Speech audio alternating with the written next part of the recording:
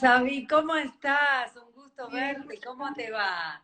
el gusto es mío, muchas gracias. La verdad que no soy muy experta en Instagram Live, así que esto es todo un proceso de cuadrar cámara, etcétera.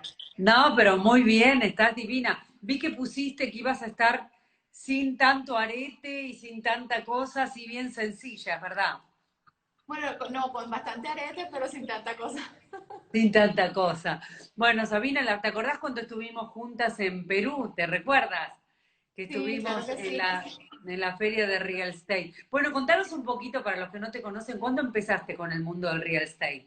Porque vos sos una comunicadora, ¿no es cierto? Sí. Bueno, continúo dando las noticias para diferentes medios de comunicación y dentro de todas las cosas que pasan, porque la vida le trae a uno diferentes momentos, me ocurrió que por A o por B de la vida me crucé con el real estate. Pero normalmente hago noticias de política y noticias de temas sociales para la sociedad.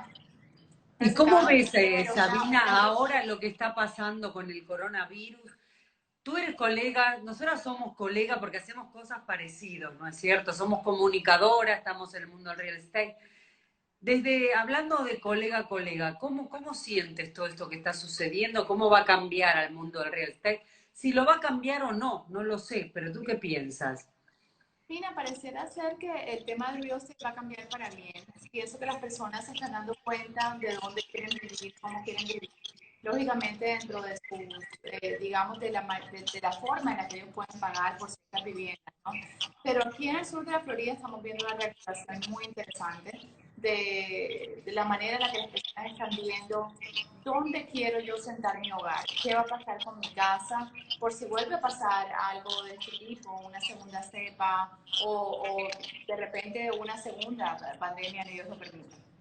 Exacto. Y entonces tú estás viendo que todo eso a nuestra amada Miami lo está favoreciendo. ¿Por qué piensas, Sabina?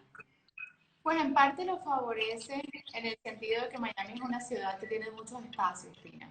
Entonces, si comparamos lo que ocurrió en el epicentro de la pandemia, que es Nueva York, y lo que pasó en estados como California, que también es bastante espacioso, el sur de la Florida, con todo y que no hemos podido llegar a una curva por la cual estemos viendo que se esté aplanando ya la cantidad de contagiados, y eso es importante, eso es clave. Ahora, hay también había un comentario que hay como un éxodo de gente de New York yendo para Miami. ¿Cómo ves que eso va a influenciar definitivamente en positivo en la demanda? ¿Va a incrementar la demanda de bienes y raíces? Pues de hecho es un mapa, Pina, que publicó el New York Times, que está mostrando la gran cantidad de personas de Nueva York que decidieron bajar a pasar el confinamiento aquí en el sur de la Florida. También mostraba de otros lugares del país. Pero de nuevo, ¿por qué? Porque las situaciones hospitalarias aquí, te la digo de primera mano como periodista, estaban un 70% de su capacidad, lo cual es grave, pero hay camas disponibles. Entonces eso también tuvo mucho que ver y el hecho de que estás en un lugar donde el confinamiento es más fácil de manejar por los espacios. Los espacios que tú ves aquí tienen mucho que ver con los exteriores, a diferencia de las ciudades que están mucho más apretadas, mucho más conglomeradas, como por ejemplo un Bogotá, Colombia, en el cual si no tienes tu coche te va a tocar igual tomar el transporte público, o es el caso también de Nueva York, o el caso de Lima, Perú, que está complicado. No sé bien cómo están las cosas en Buenos Aires, pero bueno, me han dicho que se han quedado en casa y que todavía están en confinamiento, ¿no? En Argentina, hace ya la cuenta la hemos perdido, pero el presidente habló hace muy poco y quiso volver a fase anterior, o sea, a más, o sea, había abierto algunos negocios y algunas profesiones y ahora volviendo para atrás. Así que verdaderamente, pero también, Sabín, tengo noticias de París donde la gente ya está totalmente libre, caminando y paseando, sí, con barbijos, pero yendo de shopping y todos tranquilos. Tengo amigas mías que me mandan fotografías, colegas, y en Italia también en algunas áreas que estaba bastante cerrado, ahora volvió a abrir. En New York, ¿cómo está en este momento? Nueva York va a entrar en una fase 2 el 1 de junio. Perdón, en una fase 1 el 1 de junio. Es decir, Todo lo que es el estado en la zona norte ya ha abierto a fase 1. La ciudad de Nueva York y Manhattan no entraría hasta una zona 2 hasta el 1 de junio. O sea que básicamente continúan con el confinamiento porque, de nuevo, aunque se ha visto un promedio de casos menor, todavía no se ha parado la pandemia. Esa es la realidad con todo Estados Unidos. La diferencia que se está viendo, y por eso es donde se ve el interés de pronto latinoamericano e internacional en Estados Unidos, es la seguridad sanitaria que precisamente Estados Unidos estaría brindando. Asimismo, la seguridad de inversión en diferentes proyectos. Pero sí,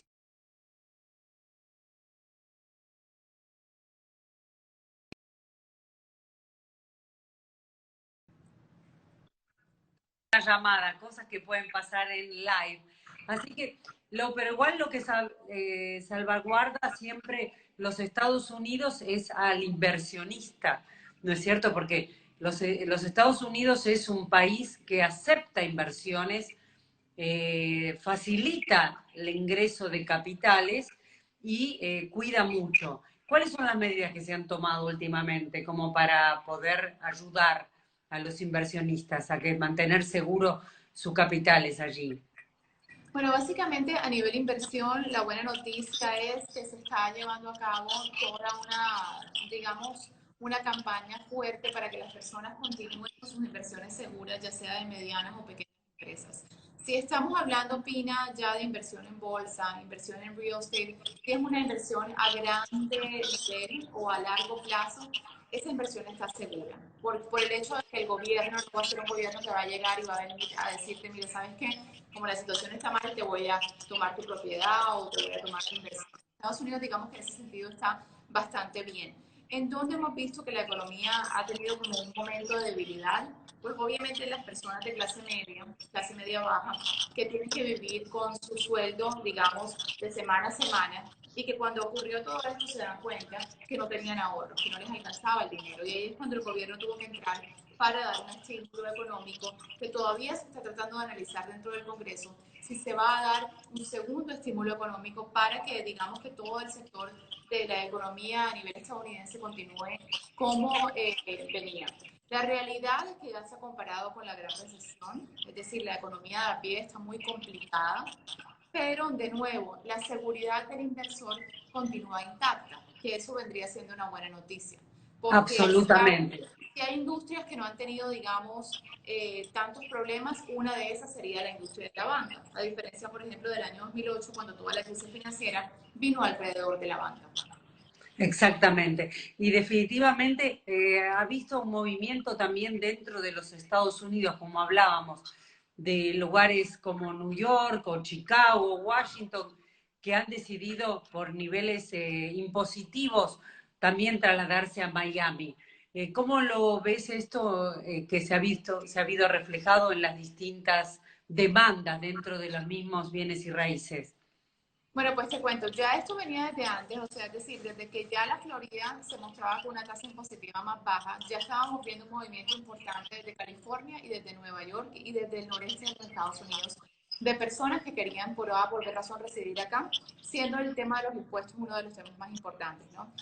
Ahora con la pandemia, lo estamos viendo también, sobre todo las personas que se pudieron mover de lugar a tiempo, como te menciono, por el tema de la sanidad. Y eso es importante porque de una u otra forma le da la seguridad a muchas personas de que van a estar en el lugar que con el tipo de sistema hospitalario, que es lo que en Latinoamérica de repente, digamos que la clase pudiente le complicó. Tú estar viviendo en un barrio de alta gama en alguna capital de Latinoamérica, pero al mismo tiempo saber que todo esto está pasando a tu alrededor, que estás confinado, que no puedes ni siquiera salir a hacer ejercicio, pues complicó a muchas personas, digamos, de ese rubro, básicamente. Definitivamente. Tú has trabajado y estás trabajando con grandes desarrolladores. ¿Podrías decir que tienes algún edificio en particular que dices, mira, la verdad, me encanta este edificio? ¿Cuál es? Por ejemplo, vamos a separarlo por áreas para no comprometerte. Por ejemplo, en el área de Brickell, ¿cuáles son los que más favoritos tienes que te gustan? Mira, lo que pasa es que eso es como preguntarle cuál es mi hijo favorito. Pero bueno, es muy complicado. Bueno, a ver, Pero bueno, te pero lo te puedo vamos a hacer contar. más sencillo. Sí. Alguno que sea más viejito, pero que todavía esté muy bueno. A ver. Bueno, no, sí te puedo contar algunas novedades de los bienes raíces que vale la pena mencionar. Brickell Flatiron, por ejemplo, tiene ahora mismo un récord de ventas de los penthouse. Está ofreciendo su último penthouse en $9 millones. Como bien sabes, el edificio ya entregó, es maravilloso, ya se puede ver, es una inversión tangible, quedan pocas unidades, está vendido en un 98% de su totalidad. Trabajo con CMC de Hugo Colombo desde hace ya casi 5 años. La calidad de esta inversión es maravillosa. La agencia de marketing es Fortune International, de Edgardo de Fortuna, que es compatriota tuyo. Creo que es una inversión preciosa porque está en el corazón del Brickell y al mismo tiempo que está en el corazón del Brickell tiene toda la capacidad interna de una unidad de lujo que no le pierde nada a los otros edificios y de hecho pues para tu audiencia CNC Group son los autores de Governor House, de Santa María, o sea, es fabuloso. Fabuloso. De Hugo Colombo, que hizo también el Bristol Tower, Crystal el Tower. Villa Regina en South Beach, el Porto Vita, de Grosvenor en Coconut Grove. Y bueno, excelencia total. Hugo que ha marcado definitivamente un antes y un después con sus edificios y ha traído todo ese gusto europeo a Miami, ¿no? Hay definitivamente un cambio. Y ha quedado fantástico ese edificio. ¿Cuántas unidades tienen en total? ¿Cuántas le queda de penthouses? Pocos, ¿no es cierto? Una sola, una No te sola. puedo creer. Sí, Imagínate. queda solo uno de los penthouse duplex y son maravillosos, las vistas son espectaculares, los acabados. De verdad que es un edificio que vale la pena, que se vendió muy bien, que no es porque trabaje con ellos, pero que a mí definitivamente me encantó, es precioso. Definitivamente. Y en el área de Wingwood también está habiendo mucho movimiento, ¿no es cierto? ¿Qué Sí, edificios hay por allí? Wynwood tiene muchos, digamos, edificios interesantes. Estamos viendo muchas unidades que son up and coming. Hay un proyecto, por ejemplo, que no está en Wynwood, pero que es interesante para inversión, que se llama Canvas. Ah, Está, Canvas, me sí, encanta.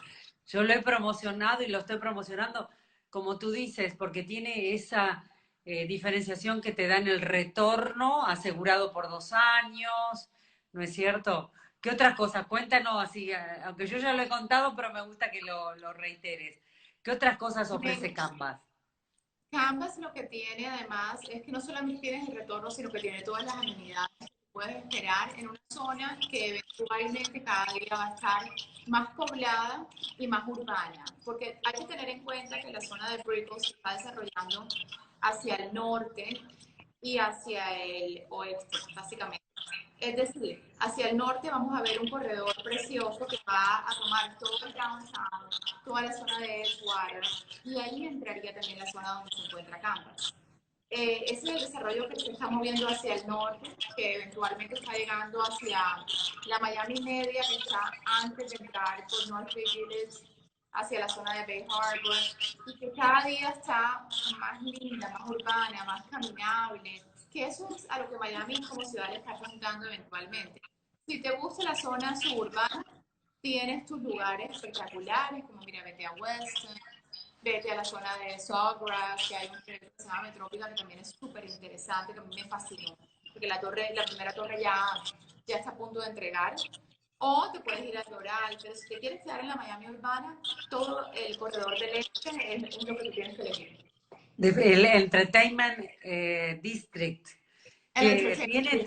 toda el área, como tú dices muy bien, tiene toda el área que está, toda la inversión que ha hecho Richard Branson, que también hay un montón de proyectos, no solo de edificios, sino de estructura.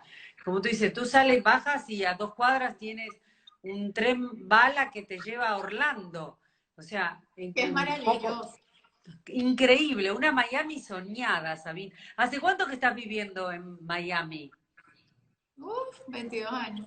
Ah, entonces que tú has visto verdaderamente la transformación de esa Miami Sí. que era solo un lugar de playa y no había nada más que pedirle y ni había más que ofrecer, y ahora una ciudad elegida por la gente misma de New York que se está mudando para Miami, ¿no es cierto? Completamente metropolitana. Es decir, cuando yo vine a Miami recién graduada de la secundaria, en Brickell existía toda la zona para que se ubique la audiencia fina, toda esta zona de los edificios cuando tú entras a Brickell, donde está Brickell Townhouse, Brickell Bay High, pero en todo el pedazo de South Miami Avenue, donde hoy día está el edificio Novecento, donde está toda la zona de Brickell, de los De los restaurantes, SLS, está el SLS. los SLS, eso no existía, ahí no había nada, nada, No, nada. no, nada. Y parecía lejísimos eso.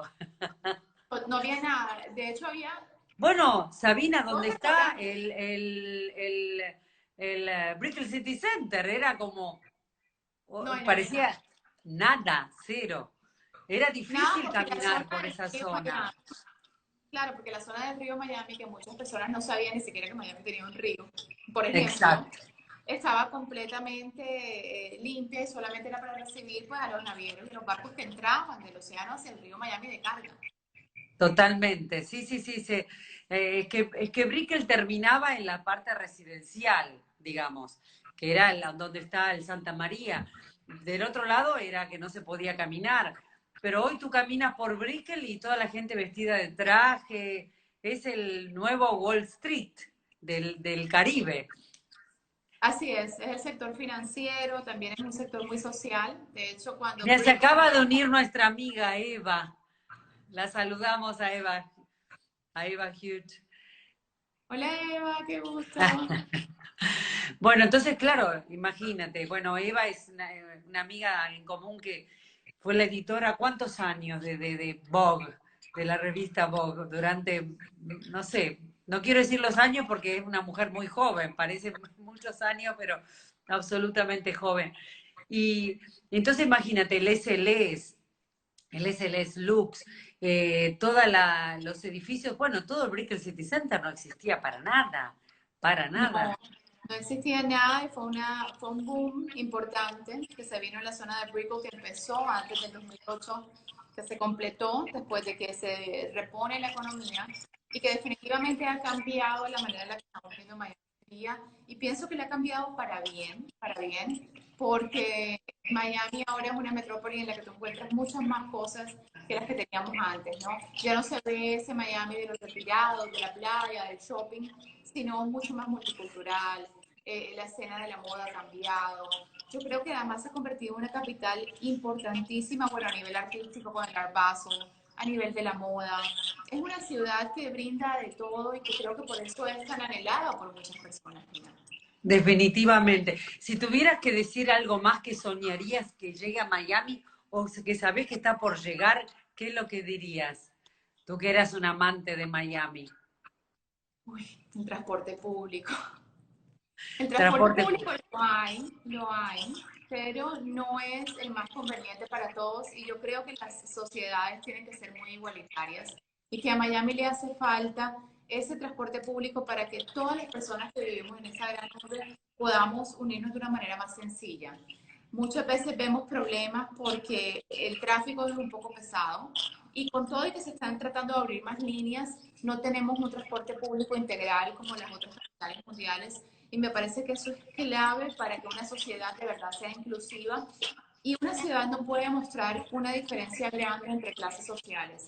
Y si eso llega a pasar en Miami con el sistema y como se está urbanizando la ciudad, llegará un momento en que va a colapsar, o sea, no va a funcionar. El transporte público Claro. es clave y se le pide todos los días a nuestros gobernantes.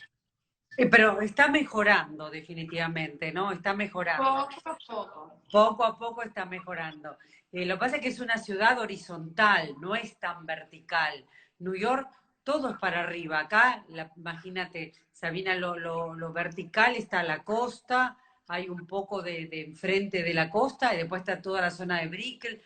No es, en cambio, New York es todo para arriba, todo para arriba. Entonces, ellos están, subte no se puede hacer porque está el agua debajo. Cuando usted que tuve una charla muy interesante con Bernardo, que tú lo conoces, de arquitectónica. Sí. Entonces él me decía, bueno, Pina, nosotros cuando entramos a una ciudad lo primero que analizamos es el suelo. Imagínate, tú golpeas en New York el suelo, es piedra. No, aquí Vamos para imposible. arriba lo que querramos. Y yo nunca había pensado eso, claro, es verdad. Por eso en Miami todos los estacionamientos casi todos son, viste que están por encima. Por encima. Claro, entonces muy difícil hacer la parte por debajo porque tienen que cavar, congelar el agua, poner puentes, ¿cómo se dice? Como murallas frenando el agua debajo, entonces no es tan fácil el suelo que tiene Miami. Igual bastante han hecho.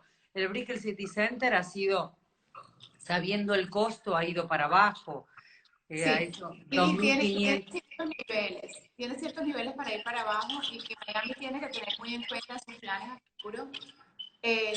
Obviamente, todo el tema del cambio climático que ya lo están tratando con diferentes barreras que le están poniendo a las calles, por ejemplo, de Miami Beach, que estaban muy bajas, que las suben. Y también el tema del transporte público, cómo hacerlo con líneas por encima, cómo hacer autobuses más inteligentes, líneas que conecten una con otra. Eso facilitaría la vida del mayamense al 100% y le daría a todo el mundo una calidad de vida mucho más importante. Y creo que estamos apuntando en esa dirección. Va a ser un trabajo arduo que se tiene que hacer entre la empresa pública y la privada, pero yo pienso que eventualmente va a funcionar. Yo pienso que sí, todo lo que Miami se ha propuesto lo ha logrado. ¿Y qué te parece Miami? ¿Cómo has visto tú el crecimiento a nivel educación con respecto a Miami? Como tú recuerdas, me imagino hace 20 algo de años, era mal catalogada la educación en la Florida. Hoy, por el contrario, ha subido muchísimo el ranking y hay universidades hasta para hacer máster, representaciones. ¿Cómo ves eso, Sabine? La ciudad ha tomado un protagonismo muy importante en referencia a la educación. Si bien siempre hemos tenido la Universidad Internacional de la Florida fabulosa y la Universidad de Miami, no existían muchas alternativas. Hoy día tenemos muchos centros universitarios de diferentes lugares del mundo que han empezado a pensar a Miami como su sede. Obviamente, pues también por el lugar geográfico en el que la ciudad está posicionado, ¿no? Da mucha facilidad para los estudiantes. También el hecho de que es una ciudad muy multicultural ayuda para que las personas se sientan cómodas acá, un poco más cerca de pronto de sus capitales. Digamos que el sistema de aeropuerto es muy interesante porque tiene facilidad de acceso a casi que todos los destinos del mundo. Entonces esto también está brindándole al estudiante una opción muy interesante en Miami que de repente no veíamos hace unos 20, 30 años, sino simplemente pues con la universidad privada y pública. Ahora vemos muchas escuelas también técnicas que vale la pena conocer. Qué bueno, qué bueno. Y cuéntame, yo sé que tú estás muy, como dices, focalizada también en la parte de política. Yo nunca hablo de política porque mi expertise es real estate. Pero bueno, ¿cómo ves en este momento la situación en Estados Unidos? Bueno, es un año controversial, pero bueno, yo pienso que desde que el presidente Donald Trump asumió ha sido controversia tras controversia, ¿no? Porque obviamente pues fue un presidente diferente a lo que el norteamericano estaba acostumbrado. Creo que es un año clave, como bien saben, es un año electoral. Y si te pudiese decir algo, pienso que es un momento para que todo el mundo analice bien qué quiere. Si quieren al candidato demócrata, que eventualmente pues ya va a ser Joe Biden oficialmente, o si quieren al presidente que es Donald Trump, también que analicen, que piensen bien qué está pasando en sus ciudades, cómo se ha manejado todo el tema de la pandemia, si se sienten satisfechos o no. Creo que lo lindo que hay en este país es la democracia y eso es lo que tenemos que perseverar como sea. Como sea, la democracia es importante que continúe y, y bueno, el factor económico va a influir en las elecciones, de eso estoy segura, porque yo vengo cubriendo, Fina, las elecciones desde la primera de Obama. Y bueno, que fue cuando empecé mi carrera en televisión, un poco antes empecé y luego cubrí elecciones. Y lo que yo sí sé es que el pueblo norteamericano vota mucho con el bolsillo. O sea, la economía es un factor muy, pero muy importante en cómo el norteamericano, y me incluyo, yo soy norteamericana, decide. Entonces, pues va a ser un año muy interesante, pero muy, muy interesante. Ahora, como mujer latinoamericana, que un día decidiste agarrar tus valijas e irte para los Estados Unidos de América, a, de alguna manera realizar el sueño americano. ¿Cuáles son las diferencias que vos ves que hay entre Latinoamérica a nivel laboral y los Estados Unidos? ¿Qué es lo que allí en Latinoamérica tenías de dificultades y cuando fuiste a los Estados Unidos sentiste la diferencia, que era que ahí no era eso una dificultad, por ahí eran otras, pero eso no? ¿Qué es lo que podrías decir como mujer? Mira, lo que pasa es que yo vine muy chica, entonces mis padres fueron los que tomaron la decisión de que viniera para acá. La realidad era que yo me quería quedar en Colombia, me vine a estudiar la universidad acá. Pero conozco muchísimos casos de personas que vinieron para acá buscando más oportunidades, buscando posibilidades para estudiar, para hacer un préstamo, para, digamos, para poder hacer su sueño americano una realidad.